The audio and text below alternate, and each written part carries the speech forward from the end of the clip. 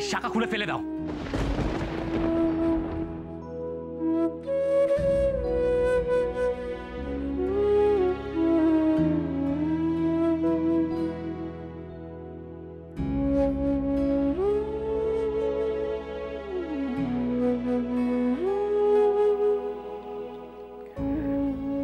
গণেশ দাদা,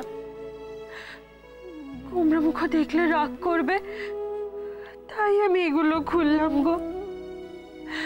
দোষ নিও না, তবে আমি এগুলো কখনো আমার কাছ থেকে আলাদা হতে দেব না।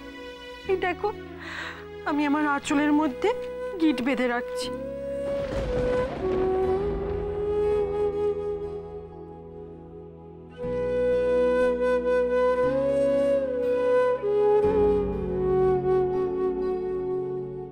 রাধা,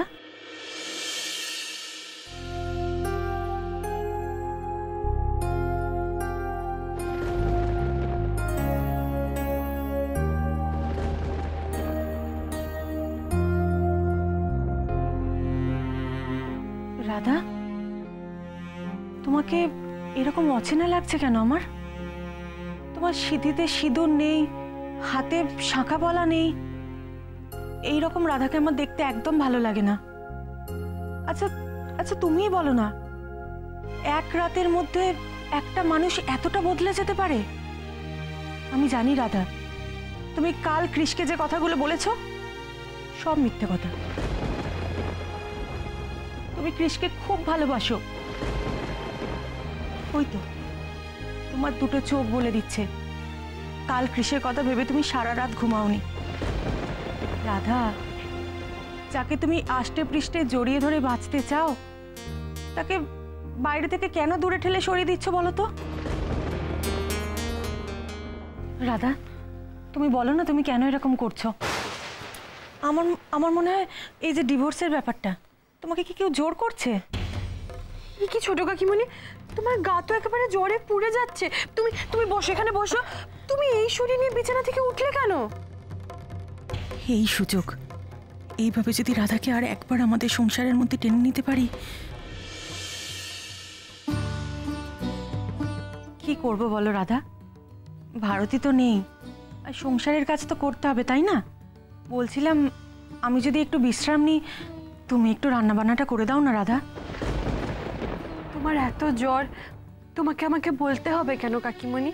আমার তো নিজেরই কর্তব্য তোমার সব কাজগুলো করে দেওয়া। কিন্তু কিন্তু কিন্তু কুমড়ামুখ যে আমাকে বাড়ির সমস্ত কাজ করতে বারণ করেছে ছোট কাকিমণি। এবার আমি কি করি?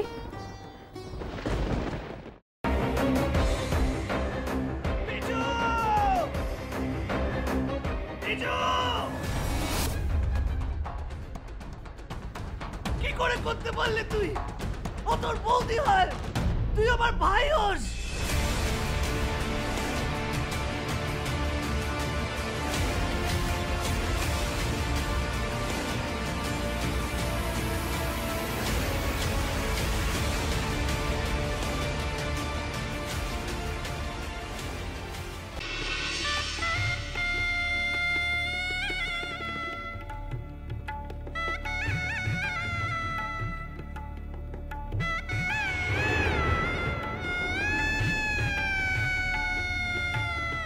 বুঝতে পারছি না আরো একটা বড় ব্লান্ডার করলাম কিনা।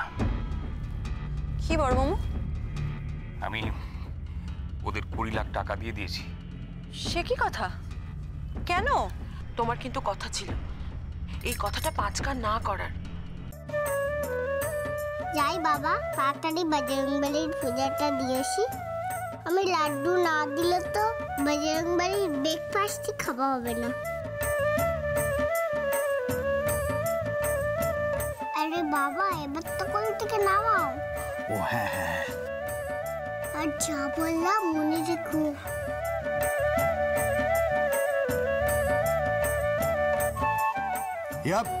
ইয়া সাবধানে সাবধানে দেখে। আমরা চেষ্টা করছি যাতে ওকে যত তাড়াতাড়ি সম্ভব। জোর দিয়ে বলতে পারেন কি ওকে জীবিত অবস্থায় পাওয়া যাবে?